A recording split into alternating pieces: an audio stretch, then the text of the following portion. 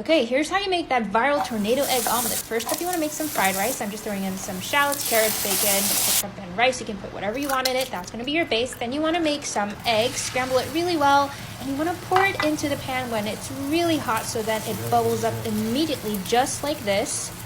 And then you just want to keep turning your pan like a full 360. You don't want the eggs to cook at the bottom. You're just going to keep doing this gently until you have your tornado egg. Look at that. There it is.